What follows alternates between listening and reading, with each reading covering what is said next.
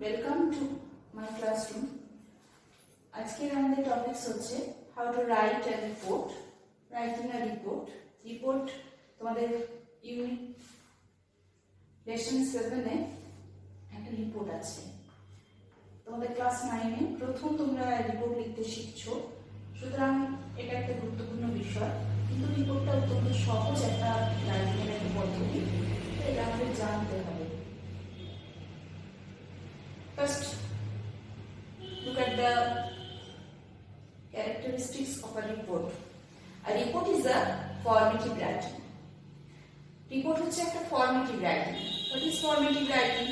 Formative writing হচ্ছে সেগুলো যেগুলো ফর্ম মেনটেন করে, এগুলোর একটা সুনির্দিষ্ট গঠন থাকে এবং এরা এই গঠন থেকে বাইরে বেরোতে পারে না। So a report is a formative writing. It gives information about some past or ongoing event. It gives information, এটা তথ্য দেয়, about some past, কিছু অতীতের ঘটনা, অথবা some ongoing events. Ongoing means চলতি, কিছু চলতি ঘটনা বা অতীতের ঘটনার বিবরণ দেয়। যেহেতু এটা একটা ঘটনার বিবরণ দেয়, so it is objective. No personal touch is used here. এখানে কোন রকম ব্যক্তিগত মতামত, ব্যক্তিগত কথা কোথাও লেখা যাবে না। এটা সম্পূর্ণভাবে একটা নৈর্ব্যক্তিক রচনা, সম্পূর্ণভাবে নিরপেক্ষ দৃষ্টিভঙ্গিতে লেখা একটা রচনা। Stick to the points. এখানে এটা মনে রাখতে হবে যে তোমাদেরকে যে হিন্টস গুলো দেওয়া থাকবে, চেষ্টা করবে ওই হিন্টস গুলোর ওপরে লিখতে। হিন্টসের বাইরে অন্য কোনো তথ্য যেগুলো তোমাদের রিলেভেন্ট নয় সেগুলো কিন্তু দেওয়া চলবে না। Past tense and present perfect tense. Past tense, present perfect tense, যেহেতু এটা পাস্ট টেন্সের কথাই বলে, যে ঘটনাটা অতীতকালে হয়ে গেছে, ফল বর্তমান আছে, তাহলে এই দুটো টেন্স তোমরা ইউজ করতে পারো। প্রয়োজন পড়লে প্রেজেন্ট পারফেক্ট টেন্স, না হলে you should use past tense only. অতীতকাল, পাস্ট ইনডিফিনাইট, পাস্ট কন্টিনিউয়াস। আচ্ছা, now look at the parts of the report.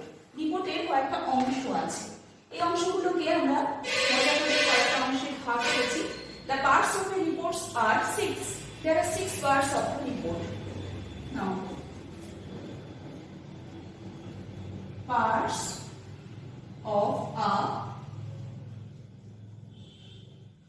report. আমরা নিউজপেপার রিপোর্ট সবসময় লিখি, তাই নিউজপেপার রিপোর্টের কথা ভেবেই আমরা লিখবো নিউজপেপার রিপোর্ট। কিন্তু 1, ফার্স্ট হচ্ছে হেডলাইন, মানে হেডিং।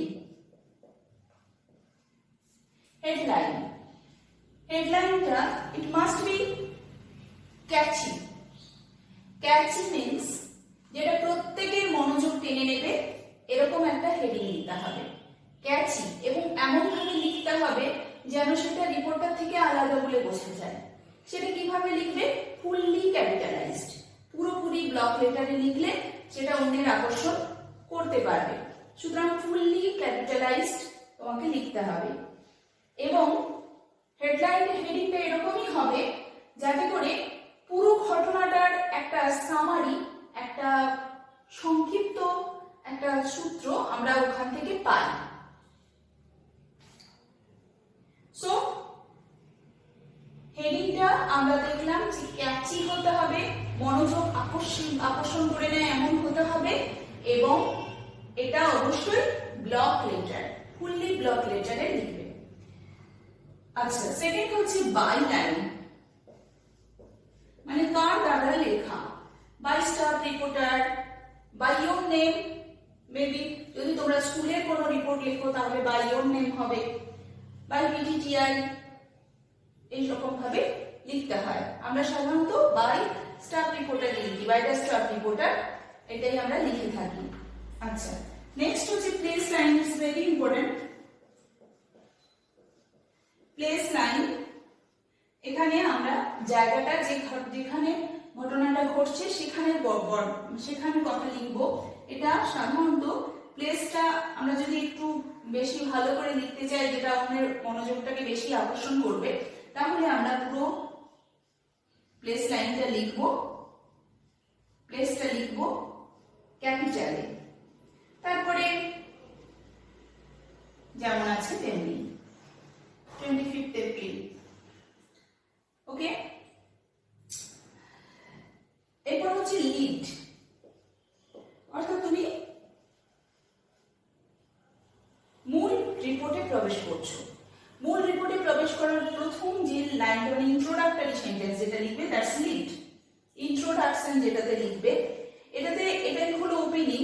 সুতরাং ওপেনিং এ তোমাদেরকে মনে রাখতে হবে যে ওপেনিং এ আমাদের সাধারণত যে ঘটনাটা ঘটেছে, যেটা মূল ইম্পর্টেন্ট ঘটনা, সেই ঘটনাটার উপরে বেস করে একটা লাইন লিখতে হবে। সাধারণত এই যে লিড মানে ওপেনিং, এখানে কিন্তু 6 Ws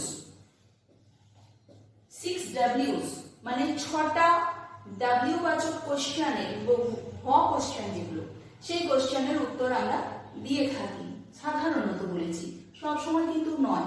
যদি ওই 6টা W দিয়েই যদি পুরো হিন্টসটা হয়, তাহলে কিন্তু সবগুলো দেওয়া চলবে না। সেখানে গুরুত্ব বুঝে যেটা আগে দেওয়ার সেটা আগে দিতে হবে। এগুলো কি? হু, কে করেছে প্রশ্ন করে নিতে হবে। হোয়াট, কি ঘটেছে। হুটা সবসময় থাকে না, সাধারণত হোয়াট দিয়ে শুরু হয়, কি ঘটেছে। ওয়্যার, কোথায় ঘটেছে। এই হু, হোয়াট, ওয়্যার, ওয়্যান, এই তিনটি প্রশ্নের উত্তর অবশ্যই লিড লাইনে থাকবে। হোয়াট, ওয়্যার, ওয়্যান, এই তিনটে প্রশ্নের উত্তর অবশ্যই লিড লাইনে আমরা দিয়ে দিই। and when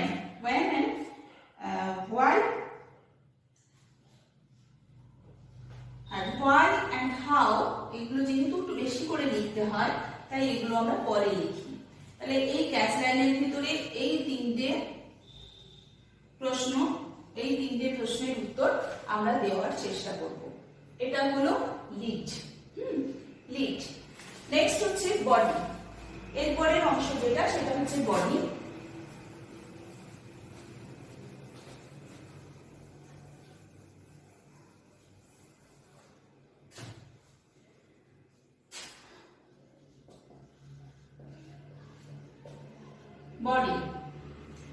বডিতে আমরা বাকি ডাব্লিউ গুলোর উত্তর দেব, বাকি ডাব্লিউ যে প্রশ্নগুলো এগুলো উত্তর দেব। কিন্তু মনে রাখতে হবে যেটা আগে প্রয়োজন, যে তথ্যটা আগে দেওয়া প্রয়োজন। প্রথমেই যদি ধরো ত্রাণের কথা বলা থাকে, প্রথমেই আমরা তো ত্রাণ দেবো না, প্রথমেই ঘটনাটা কিভাবে ঘটছে বলবো, পরে ত্রাণের উল্লেখ করবো। সেরকম প্রথম যে ঘটনাটা যেটা প্রথমের দিকে, সেটা কিন্তু বডি লাইনে আগে লিখতে হবে। অর্থাৎ রিলেভেন্ট যেটা, most important details come first, যেটা সব থেকে গুরুত্বপূর্ণ খুঁটিনাটি, সেটা আগে দিতে হবে। এবং এখানে কিন্তু আমরা বডিতে সমস্ত খুঁটিনাটি লিখবো, পুরো পয়েন্টসে খুঁটিয়ে লিখবো। নেক্সট হচ্ছে কোটেশন। কোটেশন সাধারণত থাকে না, কিন্তু কোটেশন যদি তোমরা কিছু যোগ করতে পারো নিজের থেকে। কোটেশন মানে আই উইটনেস, যেটা হচ্ছে প্রত্যক্ষদর্শীর বিবরণ অনুযায়ী। এই প্রত্যক্ষদর্শীর বিবরণ অনুযায়ী তোমরা দেখবে যে খবরের কাগজে অনেক সময় আমাদের যে খবরগুলো ছাপা থাকে, তাদের প্রত্যক্ষদর্শীর বিবরণ অনুযায়ী বলে একটা কথা থাকে, বা অমুক লোক বলেছেন এই যে প্রত্যক্ষদর্শীর বিবরণ, এটা কিন্তু যদি দেওয়া যায়, তাহলে কিন্তু এটা অ্যাকিউরেসি অ্যাড করে তোমার রিপোর্টে। অর্থাৎ তোমার রিপোর্টটা বেশি যথার্থ, বেশি ঠিকঠাক, এটা প্রমাণ করে। সুতরাং রিপোর্টে কোটেশন দিলে ভালো হয়। শেষ থেকে তোমরা ওই রিলিফের আগে লিখে দিতে পারো অ্যাকর্ডিং টু আই উইটনেস বলে ঘটনাটা আরেকবার। ঘটনাটা এইরকম ঘটেছিল অ্যাকর্ডিং টু আই উইটনেস। এটা যদি তথ্যে নাও থাকে, তোমরা নিজে যোগ করবে according to I witness. Quotation দিলে ওই জিনিসটা, এই পোরশনটা দিলে রিপোর্টটা আরো বেশি অ্যাকিউরেট হয়, রিপোর্টটা আরো বেশি সুন্দর হয়। Now let's start. তোমাদের লেসন 7 এ যে রিপোর্টটা আছে সেটা দিয়ে আমরা শুরু করি। আচ্ছা, একদম প্রথমে যেটা বললাম হেডলাইন, তাই তো? একদম প্রথমে যে জায়গাটায় আমরা এলাম সেটা হচ্ছে headline. In your lesson 7 there is a report writing on a cyclone. Report writing ওখানে একটা আছে সাইক্লোন নিয়ে। First think over the hints given.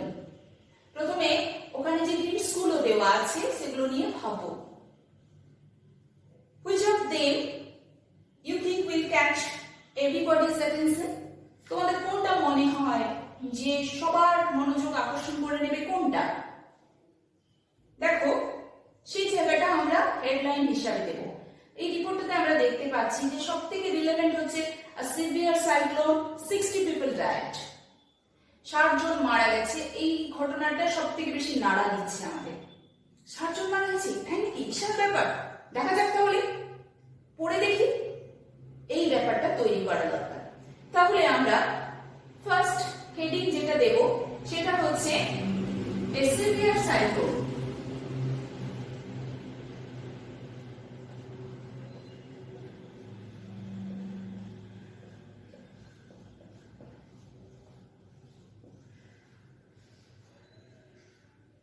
A severe cyclone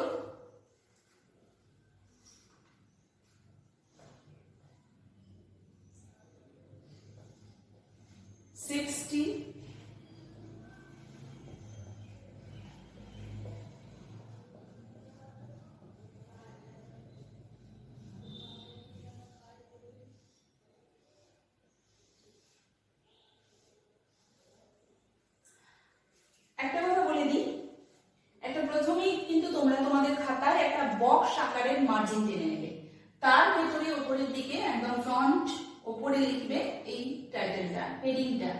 এবার লিখবে বাই লাইন। কে করেছে? তাহলে কি লিখবে?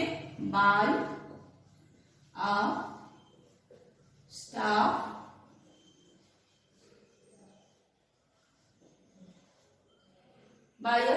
Reporter, by a staff reporter।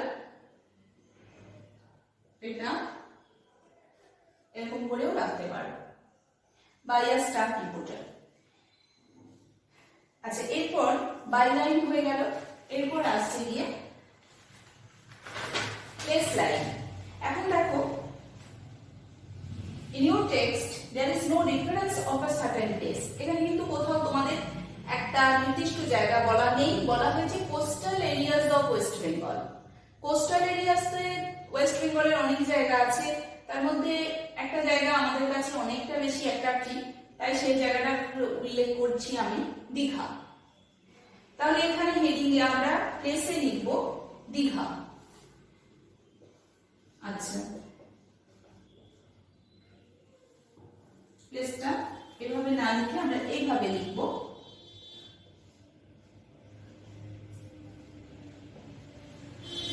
Digha, কমা।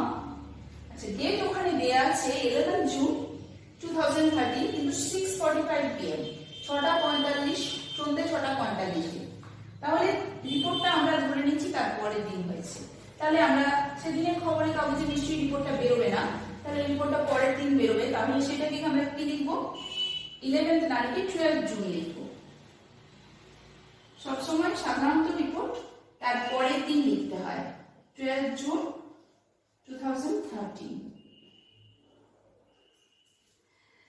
এরপর যে জায়গাটা একটা প্রথমে একটা ড্রাফট করে নাও, খসড়া একটা তৈরি করে নাও। ওই 6টা ডাব্লিউ, যেটা বললাম যে হস কোশ্চেন দিয়ে, 6টা WH কোশ্চেন দিয়ে তোমরা আগে চেষ্টা করো। তারপরে একটা সুটেবল লিড খোঁজার চেষ্টা করো। প্রথমে শুরুটা আমরা কি দিয়ে করব? দেখো, আমরা এখানে যে ইনফরমেশনটা আমরা দিয়েছি, এই ইনফরমেশনটাই তো মোস্ট রিলেভেন্ট, সবথেকে ক্যাচি। আমরা এখানটা দিয়েই শুরু করব। 60 জন লোক মারা গেছেন একটা ভয়ঙ্কর ঘূর্ণিঝড়ে, যেটা পশ্চিমবঙ্গে কোস্টাল এরিয়াসে আছড়ে পড়েছে 80 কিলোমিটার পার বেগে। কখন, এই সময়ের উল্লেখটাও কিন্তু এখানে করে দিতে হবে প্রথম লাইনে। তাহলে আমরা কি লিখব? আমরা শুরু করব এইভাবে,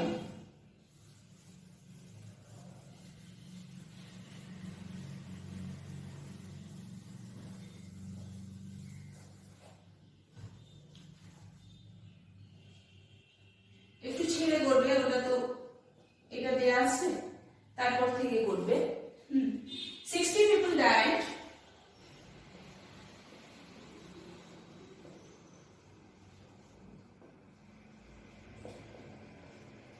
আমরা সিভিয়ার কথাটা হেডিং এ ব্যবহার করেছি, সুতরাং এবার আর সিভিয়ার ব্যবহার করব না, অন্য একটা প্রতিশব্দ ব্যবহার করছি, devastating.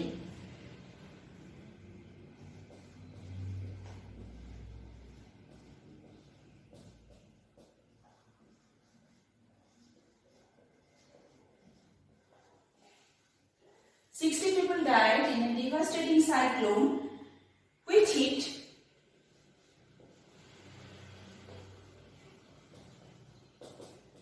the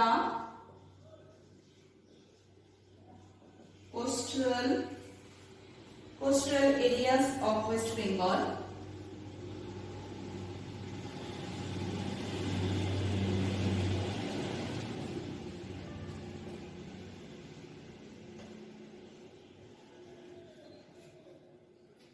At a speed of, স্পিডটাও এখানে দিয়ে দেবো,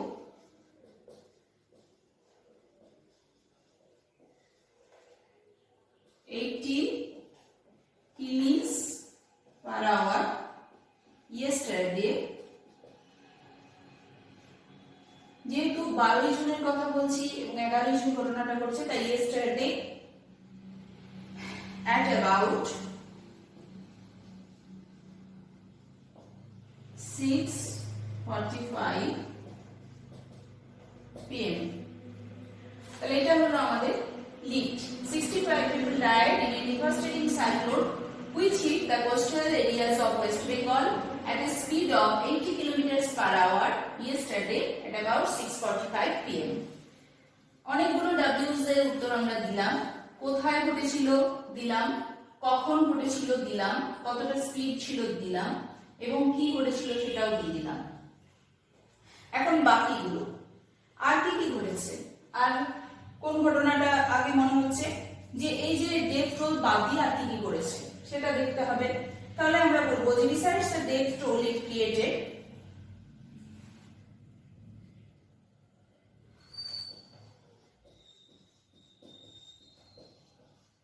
besides the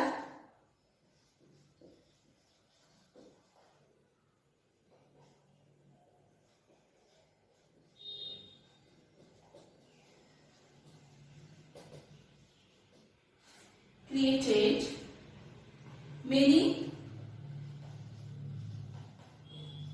এটা তোমাদের হিমসে দেয়া আছে যে অনেকেই গৃহহারা হয়েছিল, many persons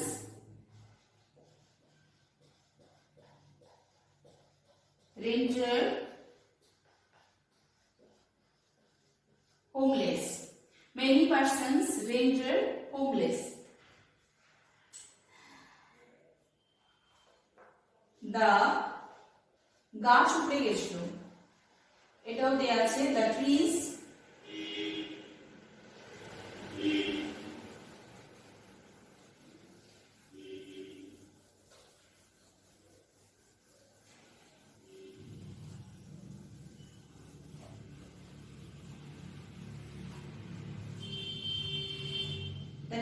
were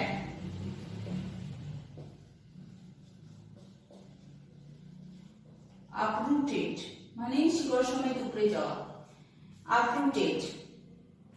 the telecommunication system, এটা ঝড় হলেই বন্ধ হয়, তাহলে এটা যোগ করে দিতে পারে, যদিও দেয়া নেই তবু তোমরা এটা লিখতে পারো।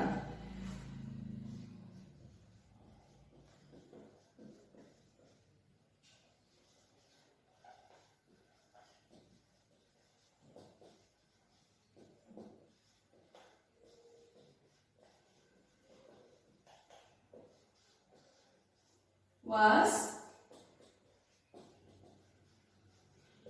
disturbed, the train services, যেটা ওখানে আছে, the train services was disrupted, বন্ধ হয়েছিল train service, the train services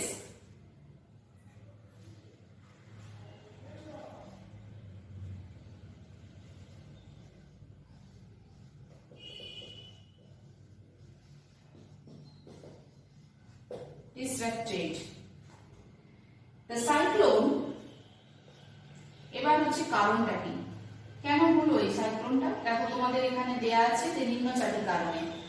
the cyclone as reported, এটা আমি একটু যোগ করছি তথ্য অনুযায়ী।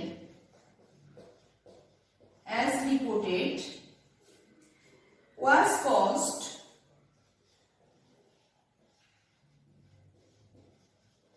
due to a deep depression, গভীর নিম্নচাপ, depression in the Bay of Bengal। এবার আমরা ওই কোটেশন অংশটাতে যাব, অর্থাৎ কিনা কোনো আইউইটনেসের গল্পে যাব।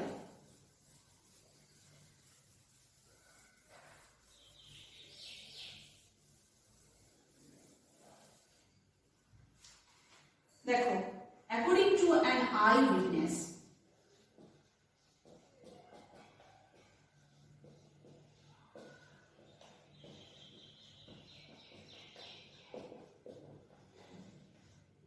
according to an eyewitness, comma, there was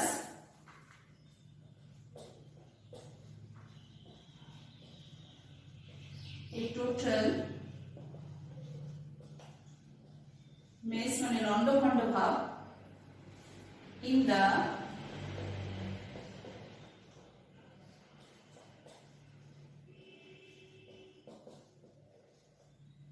beautiful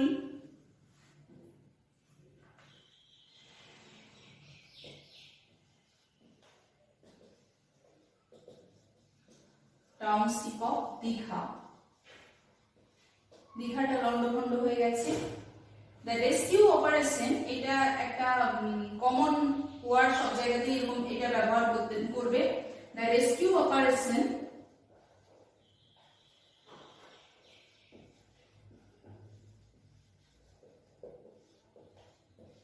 was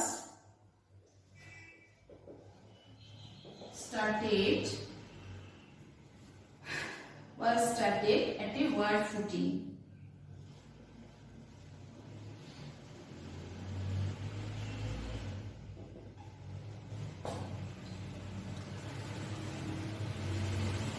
The state government, এটা তোমাদের আছে, স্টেট গভর্নমেন্ট কি দিয়েছেন?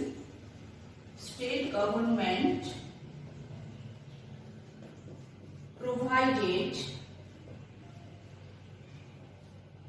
provided immediate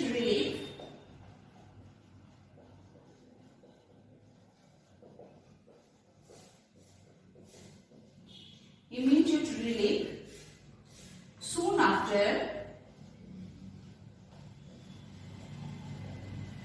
after the cyclone was over. The rescue operation was started on a wide footing. The state government provided immediate relief soon after the cyclone was over. কোনো প্যারা change এখানে হবে না, কোথাও কোনো প্যারা চেঞ্জ হবে না। একটু শেষটায় আমরা লিখছি যে কিন্তু এখনো অনেক জায়গা অগম্য আছে, যাওয়া যাচ্ছে না। এই শেষটা আমরা করে দিচ্ছি। But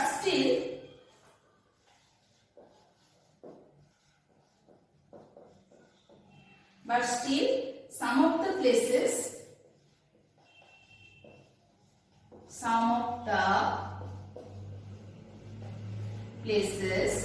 were still মানে এখন out of bounds, এটার মানে হলো, এই কথাটার পুরোটার মানে হলো অগম্য, মানে যেখানে যাওয়া যায় না, আউট অফ বাউন্ডস। তাহলে এখানে তুমি তোমার রিপোর্টটা শেষ করবে। এখানে তুমি তোমার রিপোর্টে দেখে নাও যে ওই যে 6টা ডাব্লিউ কোশ্চেনের কথা বলা হলো সবগুলো হয়েছে কিনা। আমরা করেছি হোয়াট, হুটা তো হবে না এখানে, হোয়াট কি ঘটেছিল লিখেছি, কখন ঘটেছিল লিখেছি, কোথায় ঘটেছিল লিখেছি, হাউ ওই যে নিম্নচাপের ব্যাপারটা লিখলাম, হাউ কি লিখেছি, এবং পরে কি ঘটেছিল সেটাও আমরা লিখেছি। তাহলে রিপোর্টে তোমাদের 5টা যে কোশ্চেন, সে সমস্ত কোশ্চেনের আমরা অ্যান্সার দিয়েছি। এইটা কিন্তু মাথায় রাখতে হবে যে আমরা সমস্ত তথ্যগুলো দিতে পারলাম তো। এইভাবে তোমরা রিপোর্টগুলো লিখবে, ছোট ছোট সেন্টেন্স করে লেখার চেষ্টা করবে। দেখবে report writing is not so hard, it's very easy. Okay, ঠিক আছে, তোমরা নিশ্চয়ই রিপোর্টটা লিখে নিয়েছো। আবার অন্যান্য রিপোর্ট তোমাদের আমি করতে দেবো, সেগুলো তোমরা করতে প্র্যাকটিস করতে করতে দেখবে রিপোর্টগুলো একদম ঠিকঠাক হয়ে যাচ্ছে। ঠিক আছে, তাহলে এখানেই থাক।